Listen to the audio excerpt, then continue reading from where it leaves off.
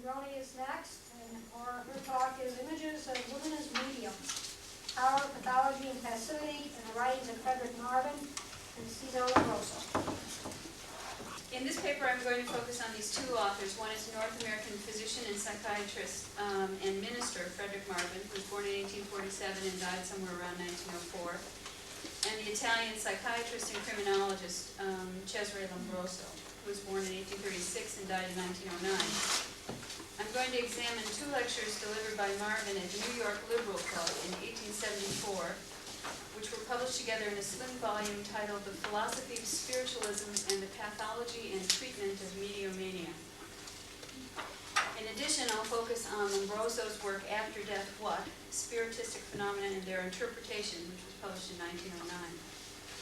By locating these books in the traditions in which they were written, I will show how each functioned to divest the medium of her paradoxical power, and by doing so to defend against the threat presented by any woman who dared to venture beyond the boundary of her assigned sphere in society. In The Philosophy of Spiritualism and the Pathology and Treatment of Mediomania, Frederic Marvin fought to stem the tide of what English physiologist W.B. Carpenter called the epidemic delusion. By this he meant spiritualism. In After Death What?, Cesare Lombroso heralded the glimpse into the spirit world that his own hysterical medium, or favorite Eusapia Palladino, afforded him. Yet both men, in fact, used their research and their theories to conserve the hierarchy of power that protected the privilege of socially correct white men. And he was not above talking about it in this way. Socially correct white men, law-abiding white men, etc. To put it another way, as both Marvin and Lombroso worked to reify the inequities of gender, class, and race into scientific facts, they differed only in their use of the medium. For Marvin, the image was medium as patient, someone in dire need of psychiatric intervention and social control. For Lombroso, the image was medium as walking laboratory, someone who could be exploited in the name of science, namely psychical research, and spiritualism. In the formulations of both men, woman as medium was essential woman, a creature who, by virtue of her biology, was frozen within a limited sphere of action to be cured or controlled. I'm not going to talk about a section in my paper where I mention the evolutionary justifications for this, but to suffice it to say that in both the North American and the Italian milieu, the notion, the way woman was looked at was as an evolutionary failure. A woman was kind of another species or variation who had evolved into her perfect niche, the home, and therefore had no business attempting to evolve beyond it, and certainly was not expected to evolve beyond it. And there were a number of scientific theories that were brought forward to justify this characterization of woman as an evolutionary backwater. This separate sphere in which woman was put is a concept that comes out of women's history. Women's history is a relatively new discipline that pretty much started in the 1970s. There are three concepts that have been used to characterize the place of woman in the 19th century. One is the cult of true womanhood. The other is the cult of domesticity, and the third is the doctrine of separate spheres. Now, these are concepts that come out of a description of women's experiences in the 19th century in the U.S. and in Europe. True womanhood was a picture of woman that emphasized purity, submissiveness, and religious piety. The cult of domesticity served to formalize the position of women within the household at a time when major economic change was occurring in the young United States. Industrialization brought a removal of industry from the cottage. Work began to be done outside the home. Men and children went outside the home to factories to work and inhabited the public sphere. The woman stayed at home and inhabited the domestic sphere. The domestic sphere became a refuge for the male members of the family who worked outside the home. It was a kind of sanctuary. And in the popular literature, marriage manuals, prescriptive literatures, women's magazines, that kind of thing, there was an emphasis on the importance of the quality of a woman's work as a household manager, a cook, a mother, and a wife, and that this work was important, even essential, to her husband's ability to provide a living for the family and to her children's ability to grow up into moral and socially acceptable adults. Some historians have seen 19th century women as victims of the doctrine of separate spheres, but in fact many of their personal documents show that they found their lives to be very satisfying. Others used the doctrine of separate spheres to expand their roles into a more public sphere by recasting some of the municipal problems around them, such as prostitution, education, as domestic troubles of their municipalities, and thus it was something that they could get involved in. The 19th century understanding of the hysterical woman was an offshoot of the rhetoric of separate spheres. Smith Rosenberg has characterized hysteria as the antithesis of the image of the ideal bourgeois matron. Rather than being an effective helpmate for her husband, the hysteric was idle and unproductive. She was unable to fill her domestic duties. She exhibited behaviors well beyond what was socially acceptable. She was selfish, passive-aggressive, a disruptor of the domestic sphere, and in the eyes of such male psychiatrists of the 19th century, George Beard and Esward Mitchell, she was also more a true woman than a sensible, productive woman. Popular and medical literature reinforced the idea that every woman was a nascent hysteric, a dangerous being, disorder incarnate. In Italy, in the same century, although industrialization came to Italy much later, towards the 1880s, there was this doctrine of separate spheres. In fact, it existed mostly everywhere and still does many places today. A web of legal and social restrictions kept Italian women of every class, for the most part, homebound and powerless. Cesare Lombroso's discipline, positivist criminology, over the course of its examination of inherent criminal behavior in both men and women, contributed a lot to this sexual science that justified woman's place inside the separate sphere. And one of his particular points was that woman's evolutionary place was wholly unchangeable. The positivist criminologists sought to build a scientifically delineated hierarchy of human physiological and psychological attributes. They went beyond the American evolutionists in the sense that they wanted to put everybody in this continuum. Males, females, different races, different ethnic groups, the law-abiding versus the criminal. They wanted to be able to order everybody from the least evolutionarily developed to the most evolutionarily developed, and of course they were the most evolutionarily developed.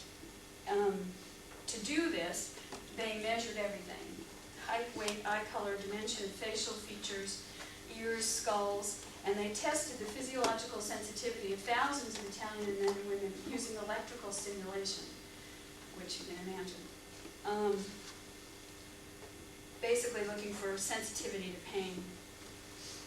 Lombroso's work acted to constrict the separate sphere that the cult of true womanhood in America had dictated for women, rather than granting women the moral superiority that North American authors granted her. Here she was the paragon, or in the States she was the paragon of superiority. She was supposed to transfer this moral sensitivity onto her children. In Italy, she was morally incompetent because she was less sensitive to pain and other stimuli, and more irritable, in quotes, as a reaction to that stimuli. In fact, his measurements were eliciting the same kinds of responses, the same magnitude of responses between men and women. But because he came into this with the a priori notion that men were more evolutionarily developed than the hollering and screaming his male subjects did, was an indication of sensitivity, an attribute that was higher on the evolutionary scale, and his screaming ladies were more irritable, which was an instinctual form of reaction. And he didn't seem to see that this was kind of, that this was ridiculous. There was an incredibly gendered way of doing things. Lombroso's definition of a hysterical woman was, like his North American counterparts, just an amplification of the attributes of every woman. He said, in a good half of hysterical women, there is sufficient intelligence, if little power of fixing the attention, but their disposition is profoundly egotistical, and their absorbing preoccupation with themselves makes them love scandal and a public sensation. They are excessively impressionable, consequently easily moved to choler, ferocity, and sudden and unreasonable likes and dislikes. Their will is always unstable, they take delight in evil speaking, and if they cannot draw public attention to themselves by baseless trials and scandalous forms of revenge, they embitter the lives around them by continuous quarrels and disputes. The only way a woman in Lombroso's mind could avoid degenerating into a hysteric was to have a law-abiding white man limiting her actions and controlling her. If she was a good girl, she could avoid it. During the 19th century, there were many, many male hysterics too, but in general, physicians felt that hysteria was a female disease, and there was an explosion of cases diagnosed as hysteria towards the end of the 19th century, particularly in France. Physicians described a wide variety of symptoms in their historical patients, the most consistent of which were sensations of strangulation or the feeling of a knot rising in the chest cavity, contracture of muscles in legs and arms, unexplainable anesthesias, aphasias, and hyperesthesias, trance phenomena, heightened or uncontrollable emotionality, and claims to or presentation of symptoms that seemingly had no identifiable physiological origins. Hysteria struck women mainly between the ages of 15 and 45. Symptom onset usually coincided with reproductive milestones such as puberty, childbirth, or menopause. In addition to the somatic disturbances, the hysterics, and this is all taken from doctors' reports, presented behavioral symptoms such as the expression of discontent with their husbands and families, a yearning for meaningful work, exaggerated emotionality, and an unreasonable unwillingness to capitulate to a spousal, familiar, or societal authority. Physicians warned that women could only avoid the natural flowering of mental illness by attending assiduously to the roles society had dictated to them, that is, by being good girls. One English physician, Frederic, cautioned that the women who were particularly at risk were those who indulged in strong resolution, who were fearless of danger and had plenty of nerve.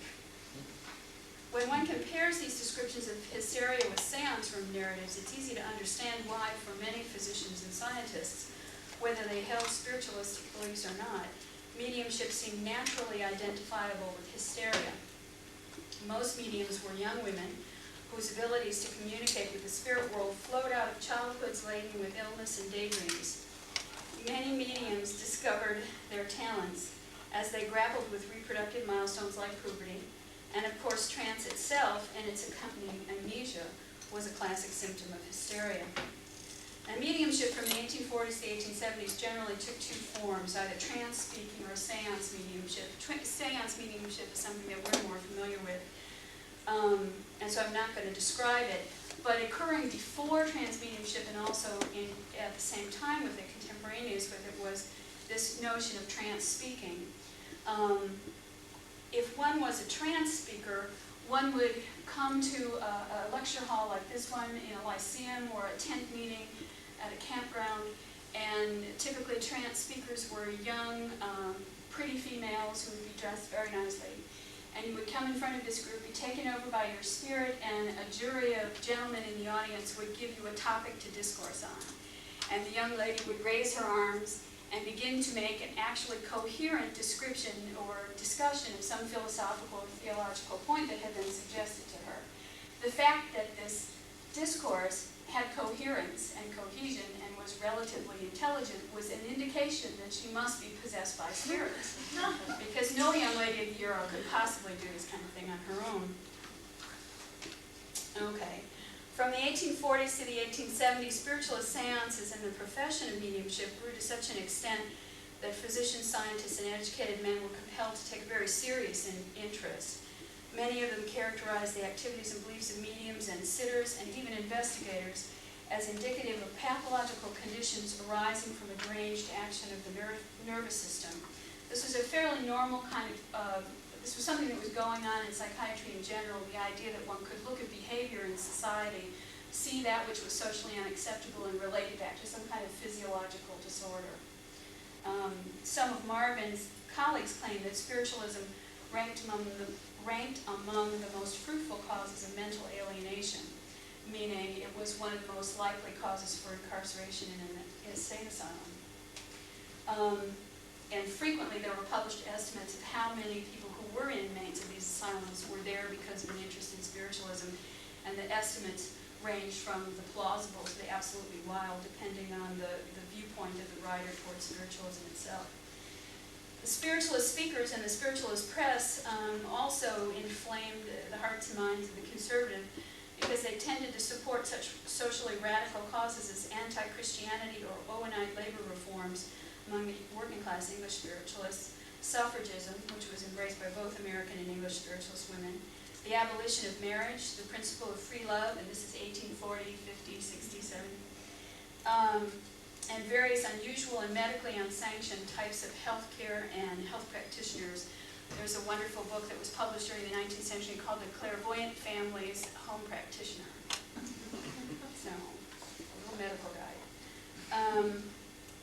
Frederic Marvin, who was trained as both a physician and a minister, was outraged by spiritualism and its practices, so outraged that he developed this distinct syndrome by which such radicalism might be diagnosed and treated in what he called the noonday of the 19th century. He felt that spiritualism was both a symptom of insanity and an affront to conventional Christianity and conventional mores. Now this evolutionary view was in here too. He was very much concerned that a belief in spiritualism would devolve a family into an evolutionarily atavistic state. In the first generation you would be spiritualist, in the second generation you'd be hysteric, in the third generation you'd be a criminal, in the fourth generation you'd be an idiot, and since idiots don't have children, there wouldn't be a fifth generation. But still, this wasn't something that he wanted to see happen. He said, as he was defending his theory of mediomania, the first part of his book is on the philosophy of spiritualism, and I won't go into it, but there's a description of it in the paper. He's basically criticizing spiritualism on theological grounds. The second half of it is specifically focused on mediomania and the care and treatment of mediomaniacs. He noted that convulsions of mediomaniacs resemble very closely those of epilepsy, but were usually less violent. Like hysteria, there was little or no distortion of the countenance and the face. In mediomania of a non-convulsive character, the loss of consciousness was seldom complete. It usually happened that a mediomaniac was able to answer questions and converse fluently, although deeply entranced. He also noticed that most mediums were just past puberty when they became mediums, and if they were not young women, they were usually menopausal. And that conversions to spiritualisms frequently occurred around these other important reproductive milestones of puberty, childbirth, and menopause. A mediomaniac, like a hysteric, was, quote, proverbially erotic, egotistical, and religious, unquote. Among her symptoms were, quote, a love of solitude, irritability of temper, an offensive and steadily increasing egotism, profound and unnatural religiosity, and suspiciousness, unquote. He had a kind of an unusual idea, which was much in keeping with the times, but I think he went to extremes with it. And his notion was that mediomania could arise from somatic causes such as uterine disorders and reproductive trauma, from promiscuity, or from an unnatural abstention from sex and pregnancy. There had to be this balance. Physicians in the 19th century were not above telling a young married woman, that what would cure her hysteria was if she went home and made love to her husband and had children. For Marvin, he felt it was the position of the uterus himself. He said, and I quote, tilt the organ a little forward, and immediately the patient embraces some strange and ultra-ism. Mormonism, mesmerism, voyeurism, socialism, oftener spiritualism. She becomes possessed by the idea that she has some startling mission in the world. She forsakes her home, her children, her duty to mount the rostrum and proclaim the peculiar virtues of free love, elective affinity, or the reincarnation of souls. Elective affinity was the notion that you would wander into a room and see the person you were born to be in love with. And if you were married, well, to someone else, this is just a small complication. Needless to say, that didn't go over very well in the 19th century. Lombroso had some very similar ideas, although he didn't get to this. He wasn't interested in the position of the uterus. And he also wasn't interested in phosphates in the urine, which is another thing that Marvin thought was indicative of being a mediomaniac. If you had phosphates in your urine, you weren't eating enough meat, and meat was important for correct cerebration. You couldn't have a correct social behavior if you weren't eating enough meat. So, now Marvin had a belief in spiritualism, and he had great affection for Eusapia Palladino, who was his hysterical medium. But he also shared Lombroso shared some of Marvin's ideas about the connections between the two. And After Death What? He covers a wide list of topics of interest to psychical researchers and spiritualists, all the way from hypnotic phenomena to haunted houses. But he has several chapters that are very detailed that deal specifically with Eusebia Palladino and describe a set of experiments conducted to test her psychic ability or mediumship powers, her physiological and psychological responses. He saw a connection between hysteria and psychic ability, a kind of propensity towards a muddying of the senses that led to a hyperexcitability psychically, a state of readiness for spirit influences. And he contended that that an immense series of psychical phenomena take place more readily in individuals subject to hysteria. And that's a quote. He has some wonderful descriptions of Palladino and her peasant characteristics, her unbelievable temper, her ability to fraudulently produce her phenomena when people weren't paying enough attention to her. And there's a long quote in the paper that is out of his book. He also had the same notion that spiritualism or mediumship would lead into this evolutionary degeneration. And in one of his books, he said that almost all forms of chronic constitutional disease, especially those of a nervous character, like chorea, sciatica, hysteria, and insanity, give rise to criminality in the descendants. He felt, even though he was very, very forthcoming about the fact that Eusebia Palladino had a tendency to cheat at every opportunity, he felt that he had the ability to control her and also to sort out from her experiences, or from her seances rather, those phenomena that were real and those that were not. He didn't deny that she was a hysteric. He felt that being a hysteric was part of her spiritual apparatus, and he gave lists of her symptoms that were very much classic hysteria symptoms. She was a very difficult medium who was often caught in fraud, and it's interesting that he and she had such a close relationship. He was an upper-class Italian intellectual. She was a Populana from a poor town in the south of Italy and had very rough manners and rough companions. But she became so familiar with him that she called him Papa Lombroso, and he called her my daughter. And part of the reason, I think, comes from the kinds of experiences that she gave him. You get a glimpse of this in a review that he did of Enrique Morselli's volume Psicologia y Spiritismo. Morselli recounts a seance in which Eusebia pretended, in Morselli's view, to produce an apparition of Morselli's sainted mother. Lombroso was there at that same seance and in his review contested Morselli's characterization of this and said, no, it was his mother. And at the time, he thought it was his mother, but now he's going back on it. And he, in defense of this, put in a paragraph about his own experience of meeting his sainted mother and embracing her through the mediumship of Eusebia, and that he had forgiven Eusebia many things, both fraudulently and both, and socially, because she had brought to him his own mother. She had done for him, he says, what no giant in power or thought could ever have done. Lombroso could not condemn, it's my view, that he could not condemn the woman who brought his sainted mother before him to caress and comfort him. To do so, Lombroso would have had to admit that he was mistaken, that he had failed to recognize fraud, that his mother did not wait for him in the spirit world, that his powers of analysis and observation were not about being perverted by his own will to believe. It was easier to defend Palladino, even to be undyingly grateful to her. And in his description of his relationship to Palladino, you get a glimpse of the power that mediums had over the grieving. There have been two books out recently that are particularly wonderful in terms of the history of spiritualism. One is Andrade's Radical Spirits, an examination of spiritualism in the States in the 19th century. The other is Alice Owen's The Darkened Room, which focuses on Victorian England and the spiritualism of the later decades of the 19th century.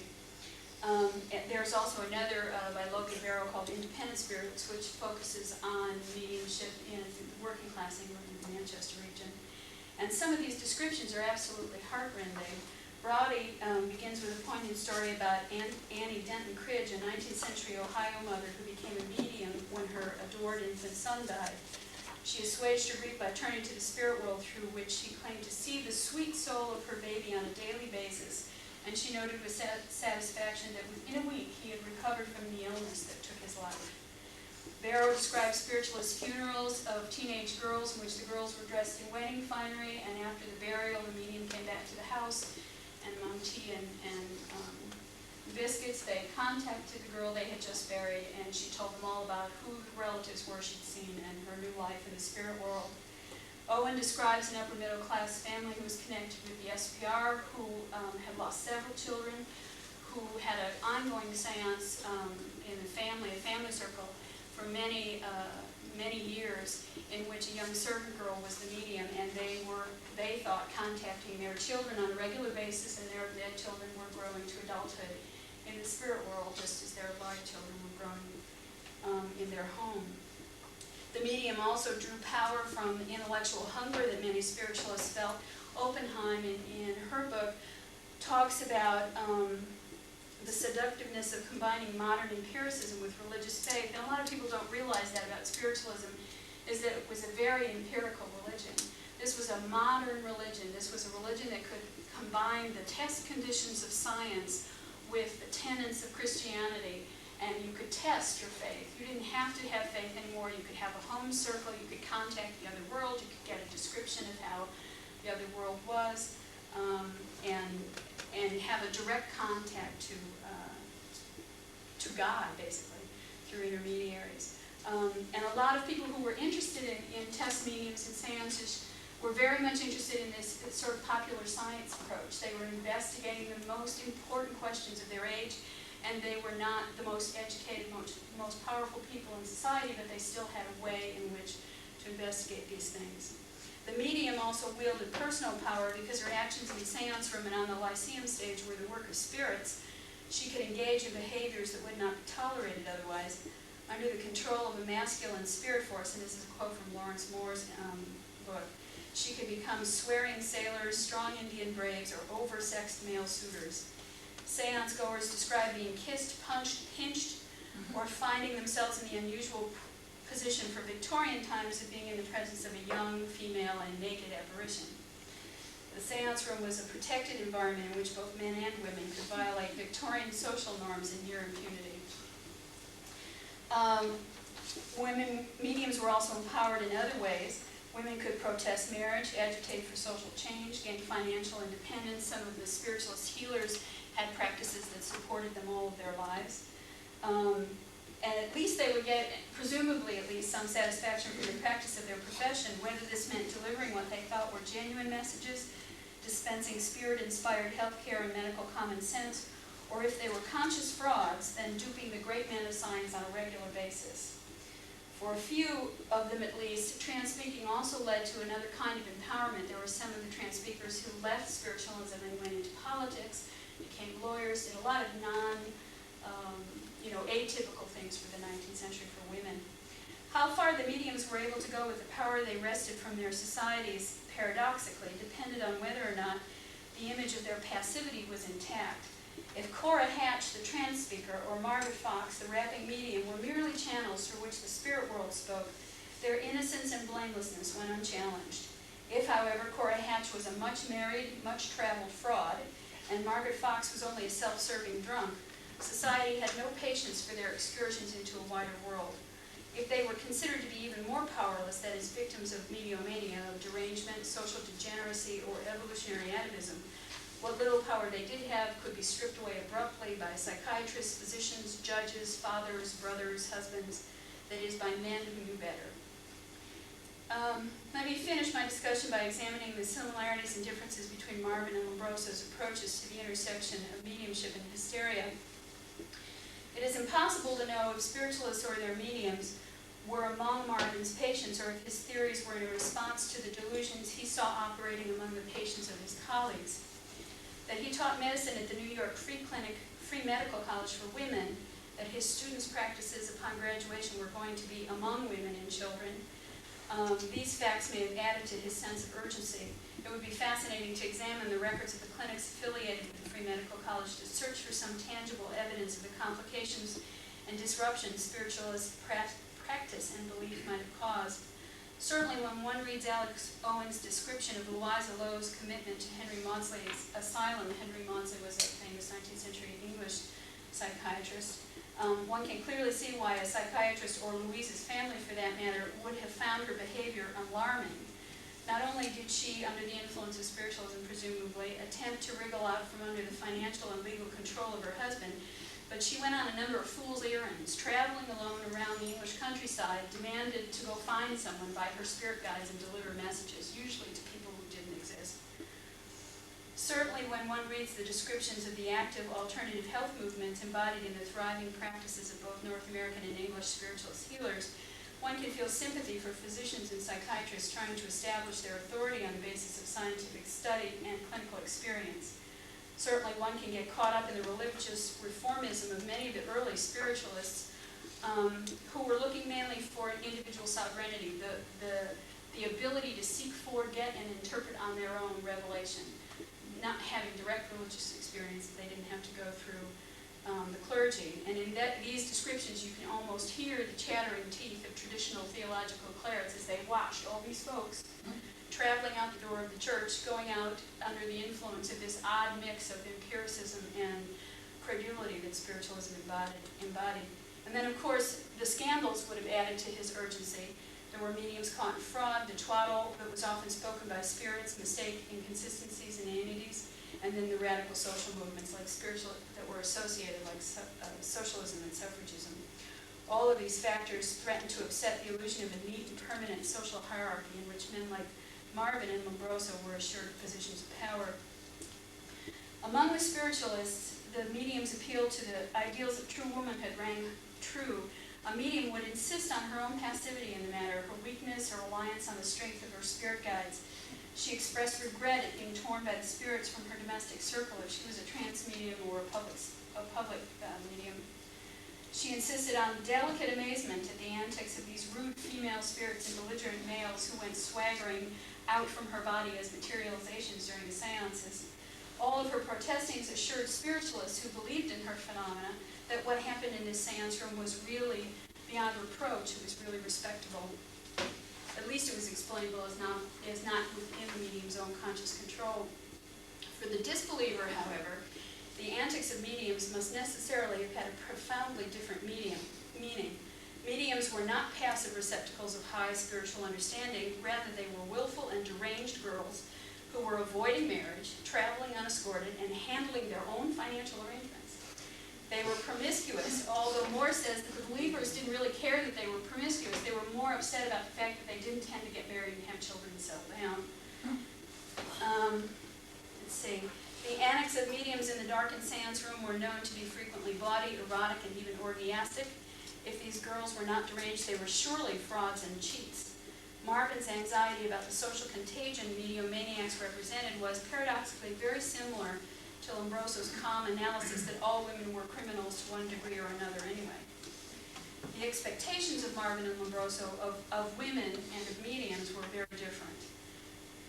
Marvin was an enemy of spiritualism, Lombroso was a friend. Lombroso was significantly less nervous about the threat to the social order that mediumship represented. He had, after all, fixed Palladino and all women on the evolutionary scale at a permanently unalterable point, a woman of hysterical and temperament. In Lombroso's descriptions of Palladino's characters, you can kind of see her going up 2 steps and down 2 steps on this evolutionary scale. He says positive things and negative things and positive things and negative things. But she was classified, and so he wasn't nervous. The second difference rests in Lombroso's alteration of the image of true womanhood. In Marvin's world, woman was supposed to be passive and also morally superior. She was more pure, she possessed a more essentialist moral sense. She sought and maintained her separate sphere because she understood the importance of her position at the family center as the angel in the house. In Lombroso's world, the true woman was a criminal. She was limited by better, more advanced beings to her separate sphere if she was good. She was inherently criminal, morally insensible, and she did not have the potential, except in rare cases, to even fully understand her place in the world. That a woman exceeded her bounds with that kind of characterization of a woman's inherent characteristics, Lombroso didn't think that was so odd, because woman would be always fighting at the bounds since she was unable to understand what she was supposed to be doing. Consequently, you couldn't punish her for her failures because she was an evolutionary failure. It wasn't her fault. She could, however, be rewarded for those rare moments when she succeeded in the estimation of the men who attempted to control her. So paradoxically, mediomaniacs suffered from Marvin's greater moral expectations of them, and Palladino benefited from Lombroso's almost total lack of moral expectations. The image of woman as medium, derivable from both Marvin's and Lombroso's characterizations, are simplistic, one-dimensional glimpses at the real women who filled the roles. At the same time that the content of the philosophy of spiritualism and of the after-death what pose deeper historical questions about the experience, motives, intellectual and social contexts of their authors, it poses more difficult questions about the experience of mediomania and mediumship as it was lived by Marvin's patients and by Palladino. Marvin's theory of mediomania and Lombroso's descriptions of Palladino when examined in juxtaposition provide a broader picture of the varieties of reactions to spiritualism and mediumship than is traditionally present in the historiography of parapsychology. Taken together, the writings of these two authors provide us with striking evidence of the subtleties of power and passivity played out in all aspects of gendered history, and of the richness these sources hold for the historiography of parapsychology in general and of women in parapsychology in particular.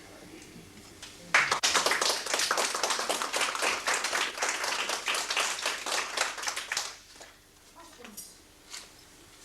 Comments? You two to death, then?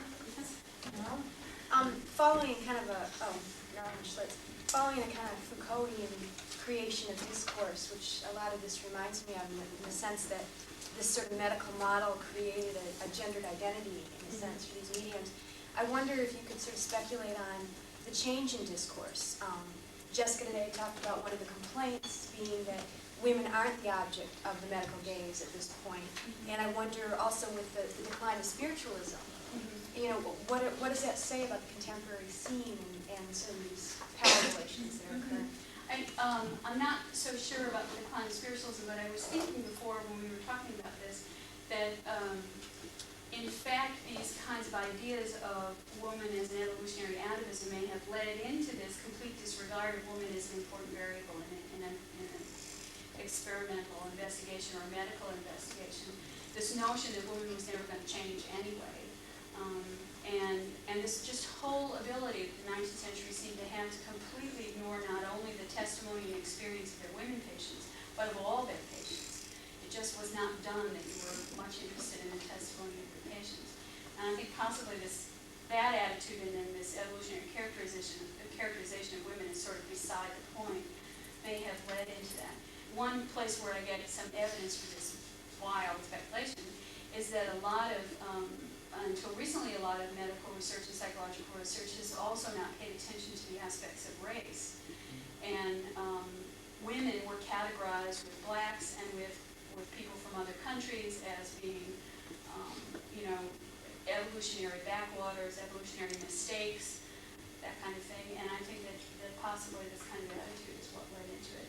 One thing that I find really kind of fascinating about this notion of setting up an evolutionary hierarchy on which you're at the top and everybody you despise is at the bottom, is that some decades later in the U.S., when the eugenics movement got going, one of the things Goddard and some of the others were very much worried about was the influx of Italian men, because this would ruin the U.S. and we would suddenly all become short and stocky and like opera, and they did not want to have that happen. So Lombroso wasn't exactly where he thought he was.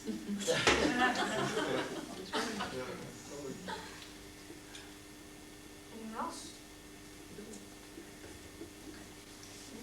I'm repeating. No question, Nancy. No, but just an observation, I found it very interesting, the attitude that the West generally had towards women as compared to the Eastern attitude, where Durga, the all-powerful deity, was a very feminine image in Hindu pathology and Hindu religion, whereas in Islam, they thought that women were so powerful and strong that they had to curtail them by using veil and segregation. So you have very powerful images in the Eastern women as compared to what you're doing. While you're speaking, it just occurred to me that one of the things about the ending of spiritualism was that in the 1870s when mediomania was coming out, this characterization of the spiritualist as someone who's mentally ill, coupled with this continuous increase in the number of frauds and just the wildness of mediumistic, particularly physical mediumship, of mediumistic phenomena, I think really led to the evisceration of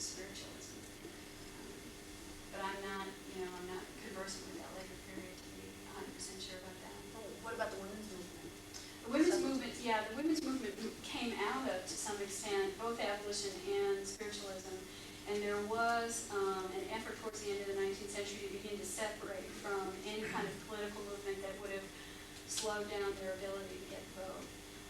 And part of that came out of this bad experience with Victoria Woodhull, who was a very wild lady, both personally and in other ways, who got very much involved with the National Spiritualist Alliance and with the women's movement, and was the president of two important organizations in both of their movements, and eventually was caught in this terrible scandal. And so this whole taint of free love and natural affinity and that kind of stuff became much more attached to spiritualism. And I think suffragism did, and again, that's not one of my specialties, but I think suffragism did a lot of what parapsychology does sometimes, which is to figure out which are the things that you're hanging on to that are politically unwise, and to begin to move away from these things. And then it also didn't have the power in the later decades that it had in the earlier decades of the 19th century in terms of spirituality and theology and that kind of stuff. And I'm not exactly sure what that is, but the underpinnings of it were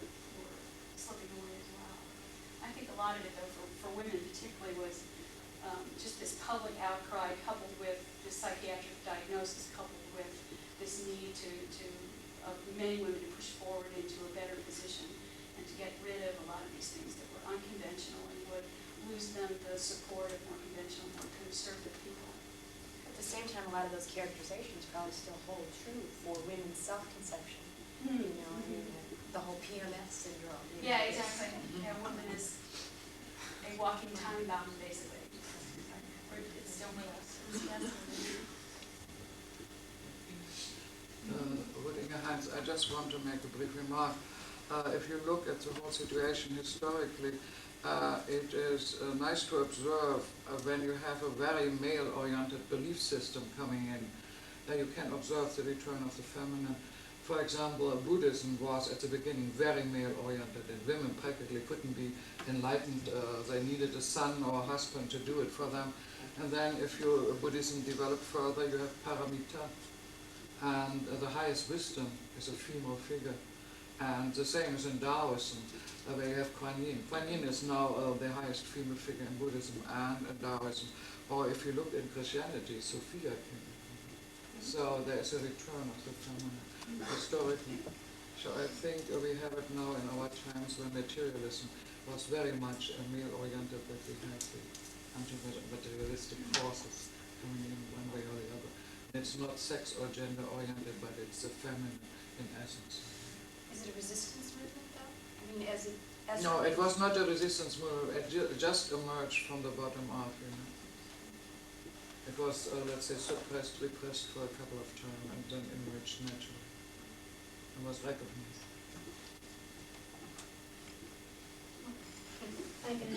Hi there, my name is Lisette Coley, and I serve as president of Parapsychology Foundation. I want to welcome you to the Foundation's YouTube channel.